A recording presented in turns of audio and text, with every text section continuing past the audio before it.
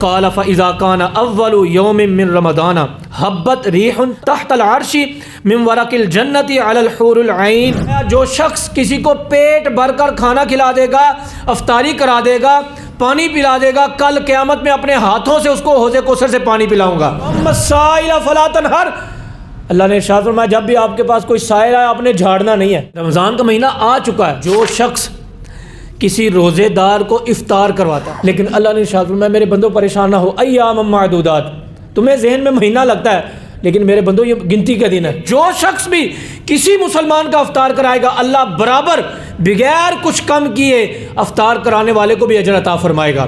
کوئی کسی سے ملاقات کرنے کے لیے صبح اٹھا نہیں، کوئی دنیا کا فائدہ حاصل کرنے کے لیے صبح اٹھا نہیں، بلکہ اٹھا ہے کہ اللہ کا حکم ہے اٹھو روزہ رکھو. کہ جو کسی روزے دار کو ایک گھونٹ دودھ پلا کر افطار کروائے گا. اللہ تبارک و تعالیٰ کے فضل سے رمضان المبارک کا دوسرا روزہ، رمضان کا پہلا جمعہ جس میں ہم حاضر ہیں، اللہ ہمارا آنا قبول فرمائے. مسجد کے ساتھ، نمازوں کے ساتھ، مکمل اسلام کے ساتھ محبت کرنے کی توفیق عطا فرمائے. کچھ باتیں رمضان کی عظمت پر، روزے کی شان پر سننے کی سعادت حاصل کریں گے. نور بھری باتیں قرآن سے اور حدیث پاک سے، اللہ کی باتیں اور رسول اللہ کی باتیں سننے کی سعادت حاصل کریں گے. قرآن پاک میں اللہ پاک نے ارشاد فرمایا یا ایھا الذین آمنوا کتب علیکم الصیام کما کتب علی الذین من قبلکم لعلکم تتقون. اے ایمان والو تم پر روزے فرض کیے جیسا کہ پہلے لوگوں پر فرض کیے گئے، لعلکم تتقون تاکہ تم نیک بن جاؤ، پرہیزگار ہو جاؤ. اس آیت کریمہ میں پہلی بات یہ پتہ چلی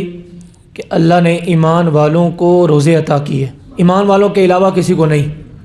نمبر 2، ایمان والوں پر روزے فرض ہوئے. اور تیسری بات کہ صرف نبی مکرم صلی اللہ تعالیٰ علیہ وآلہ وسلم کی امت پر فرض نہیں بلکہ پہلے لوگوں پر بھی فرض تھے، لیکن انداز کچھ الگ تھا کہ کئی امتوں پر مہینے میں 2 روزے فرض تھے، کئیوں پر 3 مہینے کے بعد، 4 ماہ کے بعد، مختلف انداز میں اللہ نے روزے فرض کیے. نبی مکرم صلی اللہ علیہ وسلم کی امت میں باقاعدہ پورا 1 ماہ روزے فرض ہوئے تسلسل کے ساتھ. اور پھر آخر میں اللہ نے یہ بتا دیا کہ اے ایمان والو روزے تم پر فرض کیے، پہلے لوگوں پر بھی فرض تھے. اس کا کوئی دنیاوی مقصد نہیں ہے، اس میں کوئی ایسا مقصد نہیں کہ جو اللہ کی ذات کو فائدہ دے سکے، نعوذ باللہ، کوئی اور مقصد نہیں، بلکہ یہاں پر مقصد صرف یہ ہے روزہ فرض کرنے کا کہ اللہ تمہیں نیک بنا دے، لعلکم تتقون، تاکہ تم مہینہ ریہرسل کرو، بھوکے رہو، پیاسے رہو اور مسجدوں کا رخ کرو، رات کو نماز تراویح پڑھو، رمضان کا ادب احترام کرو، گناہوں سے بچو. پھر تمہاری عادت بن جائے نماز پڑھنے کی، گناہوں سے بچنے کی. پھر تمہارا دل چاہے کہ میں رمضان کے علاوہ بھی وقتاً فوقتاً روزے رکھوں. تو اس لیے تھا کہ 1 ماہ پورے روزے رکھو گے تو تمہارا دل چاہے گا کہ میں گناہوں سے محفوظ رہوں، اللہ کے قریب ہوں. اور صبح کا منظر ہو سحری کا کہ شاید پورے سال میں ایک بار بھی کوئی شخص سحری کے وقت نہ اٹھا ہو، لیکن رمضان میں تسلسل کے ساتھ پورا مہینہ سحری کے وقت اٹھنا ہے. تو اب نماز تہجد پڑھنے کا بھی موقع ہے. سحری میں برکت رکھی، اللہ کے رسول نے ارشاد فرمایا کہ تم سحری کرو اس میں برکت ہے. تم اٹھو گے سحری کرو گے تو اللہ کی رحمت اس وقت پہلے آسمان پہ ہوتی ہے، تو اللہ کی رحمت دیکھ رہی ہوتی ہے. اللہ اپنے نور سے دیکھ رہا ہوتا ہے کہ میرا بندہ کہ جو چند گھنٹے پہلے سویا تھا، سارا دن اس نے کام بھی کیا، روزہ بھی رکھا، اس نے نمازیں بھی پڑھی، رات کو نماز تراویح بھی پڑھی، اب یہ صبح صبح اٹھ گیا. اٹھا کسی اور کی وجہ سے نہیں بلکہ اللہ کے حکم کی وجہ سے، روزہ رکھنے کے لیے، کوئی دکان کھولنے کے لیے صبح اٹھا نہیں، کوئی کسی سے ملاقات کرنے کے لیے صبح اٹھا نہیں، کوئی دنیا کا فائدہ حاصل کرنے کے لیے صبح اٹھا نہیں، بلکہ اٹھا ہے کہ اللہ کا حکم ہے اٹھو روزہ رکھو. رسول اللہ نے ارشاد فرمایا سحری میں برکت ہے اس لیے اٹھا ہے. پھر اٹھنے کا مقصد یہ ہے کہ تہجد پڑھوں گا، دعا کروں گا اللہ میرے گناہوں کو معاف فرما دے، اللہ میری بھلائی فرما دے، اللہ مجھ پر کرم کر دے. تو اب جب اس طرح کا معاملہ ہوگا، 5 نمازیں پڑھی جائیں گی، تہجد پڑھی جائے گی، نماز تراویح پڑھی جائے گی، روزہ رکھا جائے گا، تو پھر لعلکم تتقون تک تو لوگ پہنچ ہی جائیں گے نا. لعلکم تتقون کا اللہ پاک تاج عطا فرما ہی دے گا نا، یعنی پرہیزگاری کا، نیک بننے کا سرٹیفکیٹ اللہ عطا فرما دے گا. جو لوگ اس کو محفوظ کر لیتے ہیں وہ سدا بہار ہی لعلکم تتقون کے منصب پر فائز رہتے ہیں، اور جو نہیں محفوظ رکھتے وہ رمضان کے اندر بھی نہیں رہتے اور رمضان کے اندر بھی گناہ کرتے ہیں. یہاں پر میں عرض کروں کہ جب مہینہ شروع ہوتا ہے تو رمضان کا آغاز ہوتا ہے، کہتے ہیں روزے شروع ہو چکے ہیں. کئیوں کو بوجھ محسوس ہوتا ہے، مہینہ پورا 30 دن روزے رکھنے ہیں، 30 دن میں نے بھوکا رہتا ہے کہ جو انسان جانوروں کی طرح جب دل چاہا کھانا پینا شروع کر دیتا ہے، جب دل چاہا پانی پینا شروع کر، پورا سال اب اس کو کہا جائے کہ پورا مہینہ تم نے بھوکا رہنا ہے تو وہ کیسا ہو سکتا ہے؟ لیکن اللہ نے ارشاد فرمایا میرے بندوں پریشان نہ ہو، ایام معدودات، تمہیں ذہن میں مہینہ لگتا ہے لیکن میرے بندوں یہ گنتی کا دن ہے، تمہیں پتہ بھی نہیں چلنا کہ مہینہ گزر گیا۔ آپ اس بات سے اندازہ لگا لیں کہ ابھی کل کی بات تھی کہ پچھلا رمضان تھا، آج کی بات ہے کہ آج کا رمضان ہے، کل کی بات تھی کہ مہینہ پہلے کہہ رہے تھے ایک مہینہ رہ گیا روزوں کو، آج کی بات ہے کہ دوسرا روزہ بھی شروع ہو چکا ہے، ٹھیک ہے؟ تو پھر کل کی بات وہ بھی ہونی ہے کہ ہم نے کہنا کہ آج عید کا دن ہے، وہ بھی دن آ ہی جانا ہے۔ رمضان کا مہینہ آ چکا ہے، ہمارے شان ہونے سے، غمزدہ ہونے سے یہ رمضان کا مہینہ ٹل نہیں جانا، لیکن اگر بندہ رمضان آ ہی گیا ہے لذت کے ساتھ گزارے، روحانیت کے ساتھ گزارے، آ تو گیا ہے اللہ کی محبت کے ساتھ گزارے تو رمضان کا الگ ہی مزہ ہے، اس کا الگ ہی نور ہے۔ رمضان کتنا کمال کا ہے، اللہ کے رسول نے ارشاد فرمایا رمضان جب آتا ہے جنت کے دروازے کھل جاتے ہیں، جہنم بند ہو جاتی ہے، شیطان کو قید کر لیا جاتا ہے۔ ساتھ ساتھ کمال کی بات ارشاد فرمائی اذا دخل شہر رمضان اطلق کل اسیر واعطى کل سائل، حضور 2 کام کرتے تھے جب رمضان کا مہینہ آتا۔ آپ اس بات سے اندازہ لگا سکتے ہیں کہ اللہ کے رسول کو رمضان سے کس قدر محبت تھی۔ حضور فرماتے ہیں جب رمضان کا مہینہ داخل ہو جاتا، نبی اکرم صلی اللہ علیہ وسلم کا معمول تھا رمضان آتا تو حضور کیا کرتے، جتنے بھی قیدی قید میں ہوتے اللہ کے رسول فرماتے ان سب کو آزاد کر دو، کیوں رمضان آ گیا ہے۔ اللہ جہنم سے آزادی دیتا اور اللہ کے رسول کی بارگاہ میں اگر کوئی قید میں آ جاتا کوئی بھی شخص، اللہ کے رسول فرماتے اس کو کھول دو، اس کی زنجیریں کھول دو، اس کے لیے دروازہ کھول دو، اس کو آزاد کر دو، غلاموں کو آزاد کر دو، کیونکہ رمضان آ گیا ہے۔ یہ نہیں کہا جاتا کہ تم کچھ دو، تمہیں یہاں ضمانتی لے کے آؤ پھر تمہیں آزاد کر دیتے ہیں، نہ کہا رمضان آ گیا ضمانت خود ہی ہو گئی ہے۔ اور دوسرا کام کیا کرتے، اعطا کل سائل، جب بھی رمضان کے مہینے میں کوئی بھی سائل آ جاتا، مانگنے والا آتا، کہتا اللہ کے نام پہ دے دو، اللہ کے رسول ہر سائل کو عطا فرماتے تھے، پورا سال دیتے تھے، لیکن رمضان کے اندر رمضان کی نسبت سے کیوں دیتے تھے کہ رمضان آ گیا ہے، رحمت آ گئی ہے، بخشش آ گئی ہے، مغفرت آ گئی ہے، رب کا فضل آ گیا ہے۔ تو جب رب کا فضل آ گیا تو میں کیوں فضل نہ کروں، رب کی رحمت آ گئی میں رحمت کیوں نہ کروں۔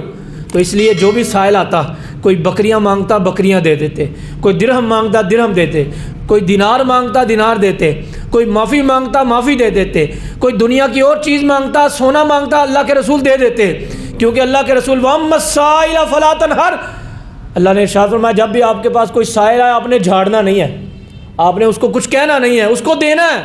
میرے امام اہل سنت امام الشاہ احمد رضا خان فاضل بریلی رحمۃ اللہ علیہ فرماتے ہیں کون دیتا ہے دینے کو منہ چاہیے، کون دیتا ہے دینے کو اپنا منہ تو لے کے آؤ، لینے والا منہ لے کے آؤ، تیری شکل ہے حضور سے لینے والی۔ اعلیٰ حضرت فرماتا ہے کون دیتا ہے دینے کو منہ چاہیے، دینے والا ہے سچا ہمارا نبی۔ تو حضور رمضان کا مہینہ آتا تو ہر سائل کو عطا فرماتے۔ بہت ساری احادیث میرے سامنے ہیں لیکن میں چند احادیث آپ کے سامنے عرض کروں گا، آپ نے توجہ فرمانی۔ حضور فرماتے رمضان کا مہینہ آتا آپ غمخواری کرتے، لوگوں سے باتیں پوچھتے، کوئی مسئلہ تو نہیں بتاؤ، تمہارے گھر میں راشن ہے کہ نہیں ہے، آپ پوچھتے، کوئی ایسا مسئلہ کوئی پریشانی، کسی نے کسی کا قرضہ دینا ہے، بتاؤ قرضہ تو نہیں دینا، ہاں کوئی تھوڑا بہت قرض ہوتا۔ بعض اوقات حضور ترغیب دیتے صحابہ کرام قرض خواہ کی جو قرض دینا ہوتا اس کو معاف فرما دیتے، یہ نہیں دے سکتا یا اس کی آمدن کم ہے، جا تجھے معاف کیا اللہ کے لیے، کیوں رمضان آ گیا۔ اب یہ رمضان کا مہینہ آتا تو اللہ کے رسول نے کیا بات ارشاد فرمائی، من فطر فیہ صائما کان لہ مغفرۃ لذنوبہ وعتق رقبتہ من النار۔ ارشاد فرمایا جو شخص کسی روزے دار کو افطار کرواتا ہے، روزے دار کی عظمت اپنی جگہ، آپ اس بات سے اندازہ کر لیجئے گا روزے دار کی شان کیا ہے، وعتق رقبتہ من النار۔ ارشاد فرمایا جو شخص کسی روزے دار کو افطار کرواتا ہے، روزے دار کی عظمت اپنی جگہ، آپ اس بات سے اندازہ کر لیجئے گا روزے دار کی شان کیا ہے۔ فرمایا جو کسی روزے دار کا افطار کراتا ہے، روزہ کھلواتا ہے، کان لہ مغفرۃ لذنوبہ، جس نے روزہ رکھا اس کی بخشش تو ہونی ہے، اس کو تو اللہ نے بخش دینا ہے، لیکن فرمایا جو افطار کرائے گا اللہ اس کی بھی بخشش فرما دے گا۔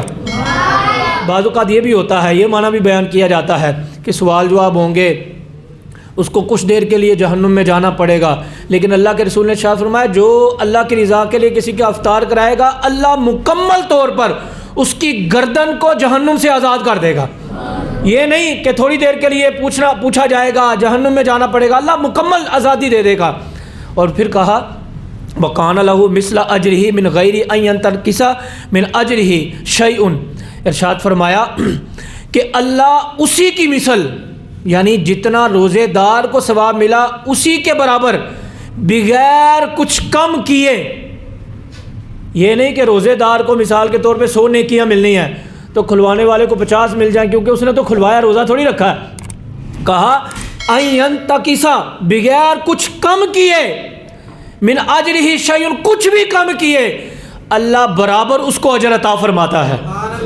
تو یہاں پر میں وہ باپ جو اپنے بچوں کا روزہ کھلواتا ہے، وہ شوہر جو اپنی بیوی کا روزہ کھلواتا ہے، وہ والد جو اپنے بچوں کا روزہ کھلواتا ہے، وہ بھائی جو اپنے گھر والوں کے لیے کما کر لاتا ہے، افطاری کے لیے فروٹ لے کے آیا، کھانے کا سامان لے کے آیا، یہ سارے اس میں داخل ہیں۔ دوست کے لیے داخل ہے، نمازی کے لیے داخل ہے، محلے دار کے لیے داخل ہے، رشتہ دار کے لیے، مسلمان کے لیے، اور اہل خانہ کے لیے۔ جو شخص بھی کسی مسلمان کا افطار کرائے گا اللہ برابر بغیر کچھ کم کیے افطار کرانے والے کو بھی اجر عطا فرمائے گا۔ قلنا یا رسول اللہ صلی اللہ علیہ وسلم، صحابہ تو پھر کمال کے تھے نا، وہ پھر ہمارے لیے بھی سوال کر لیتے تھے، اپنے لیے تو کرتے تھے، ہمارا مسئلہ بھی حل ہو جاتا۔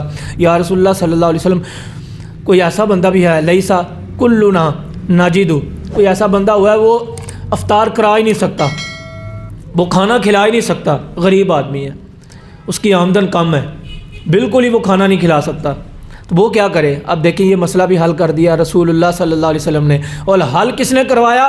صحابہ کرام نے حل کروایا، اور ہم تک یہ بات پہنچی۔ کہا یا رسول اللہ صلی اللہ علیہ وسلم اگر کوئی کھانا کھلا ہی نہ سکے پیٹ بھر کر، وہ کیا کرے؟ اس کو تو پھر اجر ملے گا نہیں نا۔ اللہ کے رسول نے یہ مسئلہ بھی حل کر دیا۔ اللہ کے رسول نے ارشاد فرمایا جو شخص کھانا نہیں کھلا سکتا پیٹ بھر کر، فرمایا یعطی اللہ ھذا الثواب من فطر صائما علی مدقۃ لبن، ارشاد فرمایا اللہ اس کو بھی یہ اجر عطا فرمائے گا، یہ ثواب پورا اس کو بھی ملے گا۔ کس کو؟ کہ جو کسی روزے دار کو ایک گھونٹ دودھ پلا کر افطار کروائے گا۔ حضور جانتے ہیں کوئی شخص ایسا بھی ہوگا جو دودھ بھی نہیں لے سکے گا، ایک گھونٹ دودھ بھی نہیں لے سکے گا، اس کے بعد نہ بکری ہے نہ اس کے بعد کوئی اور جانور ہے کہ جو دودھ نکال کر پلا سکے، نہ اس کے پاس اتنے پیسے ہیں کہ وہ خرید سکے۔ سبحان اللہ۔ فرمایا ایک گھونٹ دودھ پلائے گا اللہ اس کو بھی اجر دے گا۔ او تمرتن، دودھ نہیں لے سکتا، اس کے پاس اتنے پیسے نہیں ہیں، اسباب نہیں ہیں، جانور نہیں ہے، نہیں لے سکتا، ٹھیک ہے کوئی مسئلہ نہیں، فرمایا ایک کھجور سے افطار کرا دے، پھر بھی اللہ اس کو اجر عطا فرمائے گا۔ اب حضور کی ذات پر پھر قربان جائیں، حضور جانتے تھے کوئی ایسا شخص بھی ہوگا جو ایک کھجور بھی نہیں لے سکے گا، اس کے پاس اتنے پیسے بھی نہیں ہوں گے۔ پہلے بات تھی پیٹ بھر کر کھانا کھلانے کی، پھر بات ہوئی ایک گھونٹ دودھ پلانے کی، پھر بات ہوئی ایک کھجور کی۔ اللہ اکبر۔ اللہ کے رسول نے ہر بندے کا مسئلہ حل کر دیا۔ فرمایا تم کھانا نہیں کھلا سکتے کوئی مسئلہ نہیں، دودھ پلا دینا، دودھ نہیں پلا سکتے ایک کھجور کھلا دینا، وہ بھی نہیں کھلا سکتے، پھر آگے کہا او شربۃ من ماء، فرمایا اللہ کی رضا کے لیے گھونٹ پانی، نل سے ایک گھونٹ پانی، فی سبیل اللہ، فری کا پانی، صرف ایک گھونٹ، صرف محنت یہ پانی لے کے آیا ہے، ایک گھونٹ پانی سے روزہ دار کا افطار کرا دو اللہ پھر بھی اجر عطا فرمائے گا۔ فی سبیل اللہ، پانی لیں، فری کا پانی لیں اور کمائیں ڈھیروں ڈھیر نیکیاں۔ جو روزہ توڑتا ہے، روزہ نہیں رکھتا، اس کو پلانے کا ثواب نہیں ہے، افطاری کرانے کا اجر ہے۔ آپ اندازہ کر سکتے ہیں کہ افطار کرانے کا اتنا ثواب ہے تو روزہ رکھنے کا کتنا ثواب ہوگا۔ وہ لوگ جو کھانا کھلاتے ہیں، جو افطاری کراتے ہیں، مسجدوں کے اندر انتظام کرتے ہیں، گھروں میں انتظام کرتے ہیں، والدین کے لیے بھی، یہ نہیں کہ آپ سمجھیں کہ جو مسجد کے اندر افطاری بھیجتا ہے یہ اس کے لیے ہے، یہ والدین کے لیے بھی ہے، بھائیوں کے لیے بھی ہے، یہ ان لوگوں کے لیے جو کما کر گھر میں لاتے ہیں، سب کے لیے ہے، یہ سب کے لیے شامل ہے۔ پھر آگے ارشاد فرمایا وہ بندہ جو کسی روزہ دار کو پیٹ بھر کر پانی پلا دے، کھانا کھلا دے۔ اللہ کے رسول نے ارشاد فرمایا کل قیامت کا دن ہوگا، حوض کوثر سامنے ہوگا۔ حوض کوثر وہ ہے کہ جس کا پانی کوئی اگر پی لے تو اس کو دوبارہ پیاس نہیں لگے گی۔ اللہ کے رسول نے فرمایا جو شخص کسی کو پیٹ بھر کر کھانا کھلا دے گا، افطاری کرا دے گا، پانی پلا دے گا، کل قیامت میں اپنے ہاتھوں سے اس کو حوض کوثر سے پانی پلاؤں گا۔ اور یہ ان لوگوں کے لیے کہ جو مسجد کے اندر افطاری بھیجتے ہیں یا اپنے گھروں کے اندر اپنے بچوں کے لیے افطاری کا انتظام کرتے ہیں، سب کے لیے عظمتیں ہیں۔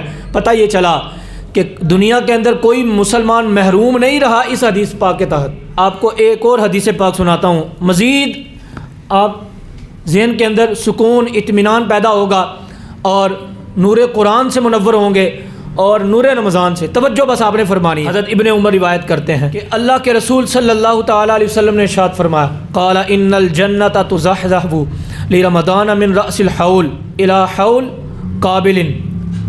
نبی مکرم صلی اللہ علیہ وسلم نے ارشاد فرمایا رمضان اللہ کی بارگاہ میں اتنا مقبول ہے، اتنا شان والا ہے، اتنا عظمت والا ہے کہ اللہ پورا سال رمضان کے لیے جنت کو سجاتا ہے۔ شادی ہو تو ایک دو دن پہلے سجاوٹ شروع ہو جاتی ہے، جتنا بڑا ایونٹ ہوگا، فنکشن ہوگا، اس کے مطابق ہم انتظام کرنا شروع کر دیتے ہیں، کھانوں کا انتظام، سجاوٹ کا انتظام، لائٹیں لگتی ہیں، ویسے تیاری شروع ہو جاتی ہے۔ جتنا بڑا ایونٹ ہوگا، چھوٹا ہوگا تو کہتے خیر ہے یار وہ بازار سے کھانا لے آئیں گے کھلا دیں گے، جتنا بڑا ایونٹ ہو، فنکشن ہو، اتنا بڑا انتظام ہوتا ہے۔ حالانکہ اللہ کن کہے تو ہر شے ہو جائے، فیکون ہو جائے، جنت سج جائے، لیکن اللہ فرشتوں کی ڈیوٹی لگاتا ہے تاکہ پتہ چلے رمضان کی شان کیا ہے۔ پورا سال عید الفطر گزرتی ہے، عید الفطر سے لے کے اگلے رمضان تک پورا سال جنت سجتی رہتی ہے، جنت کو سجایا جاتا ہے۔ ہم اپنی بساط کے مطابق، اپنے اسباب کے مطابق اپنے گھروں کو سجاتے ہیں جب کوئی فنکشن ہوتا ہے، لیکن اللہ پاک کی شان تو ساری شانوں سے بڑھ کر ہے۔ اور پھر جنت سج رہی ہے، جنت ویسے ہی خوبصورت ہے، جنت کو جنت کہتے ہیں، وہ کمال والی جگہ ہے، پورا سال سجایا جاتا ہے۔ جب پورا سال سجاتا ہے قال فاذا كان اول يوم من رمضان حبت ريح تحت العرش من ورق الجنة على الحور العين۔ فرمایا جب رمضان کا پہلا دن آتا ہے، یہ بڑے کمال کی بات ہے، حوراں دی گل سنیے نا، سن لو۔ جب رمضان کا پہلا دن آتا ہے تو کیا ہوتا ہے؟ رمضان کے پہلے دن اللہ عرش کے نیچے ایک ہوا چلاتا ہے، وہ نور والی ہوا چلتی ہے۔ رمضان کا چاند نظر آ گیا، جی رمضان کی پہلی رات آ گئی، رمضان کا پہلا دن آ گیا، رمضان کا پہلا روزہ آ گیا، ہوا چلتی ہے۔ وہ ہوا چلتے چلتے چلتے چلتے من ورق الجنہ، جنت کے درخت کے پتوں کو ہلاتی ہے، جنت کے درخت کے پتے محسوس کرتے ہیں، ہلتے ہیں۔ پھر وہ جنت کے درخت کے پتے محسوس کرتے ہیں، وہ چلتے چلتے علی الحور العین، جنت کے اندر جو حوریں ہیں، جو جنت کی حوریں ہیں، وہ اپنی آنکھوں کو اس ہوا کی ٹھنڈک محسوس کرتی ہیں۔ اتنی خوبصورت ہوا، اتنی ٹھنڈی ہوا، جنت کی حوروں کی بات ہو رہی ہے۔ رمضان کی پہلی رات، رمضان کا پہلا روزہ، رمضان کے آغاز پر اللہ پاک پہلی بات عرش کے نیچے سے اللہ ہوا چلاتا ہے، وہ چلتے چلتے جنت کے درخت کے پتوں تک پہنچتی ہے۔ پھر اس ہوا کو جنت کی حوریں محسوس کرتی ہیں، اور محسوس کرتی ہیں اتنی پیاری ہوا، یہ کیوں آ رہی ہے، اتنی ٹھنڈی ہوا، اتنی نور والی ہوا؟ تو بتایا جاتا ہے جنت کی حوروں رمضان کا چاند نظر آ گیا ہے۔ آج رمضان کا پہلا روزہ ہے، آج اللہ کے بندوں نے پہلی نماز تراویح پڑھی ہے، اللہ اکبر۔ پھر کیا ہوتا ہے؟ جنت کی حوریں کیا کہتی ہیں؟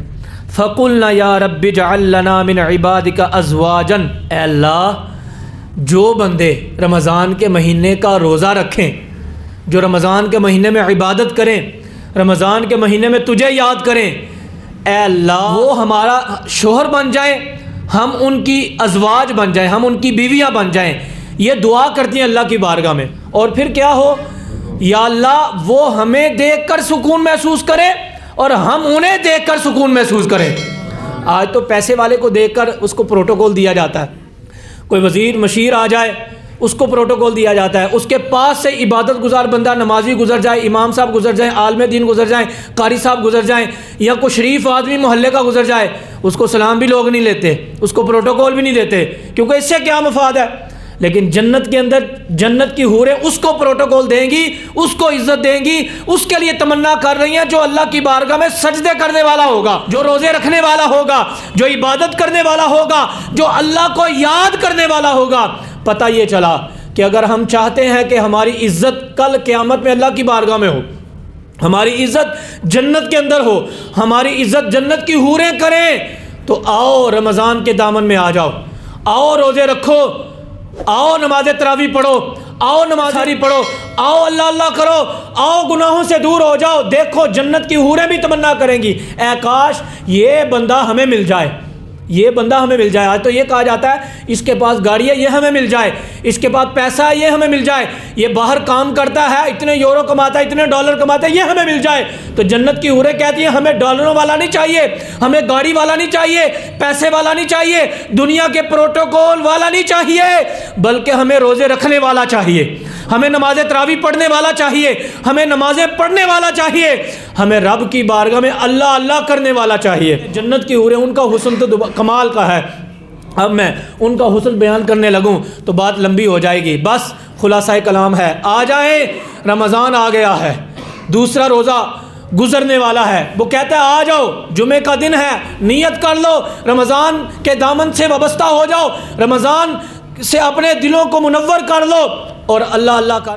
وقت گزر جانا ہے، ٹائم ختم ہو جانا ہے، نماز تراویح والے کا بھی وہ ٹائم ختم ہو جاتا ہے، گزر جاتا ہے، اور باہر کھڑے ہو کر یا دکان پہ بیٹھ کر یا گھر میں ٹی وی کی زینت بن کر یا موبائل کی زینت بن کر اس کا بھی وقت ختم ہو جانا ہے۔ لیکن جس کا نماز تراویح میں ختم ہوگا اور پڑھتے پڑھتے پھر جنت کی حوریں تمنا کر رہی ہوں گی، یا اللہ یہ نمازی مجھے دے دے، یہ نوجوان مجھے دے دے، یہ نماز تراویح میں کھڑا ہے۔ اللہ ہم سب کو عمل کرنے کی توفیق عطا فرمائے۔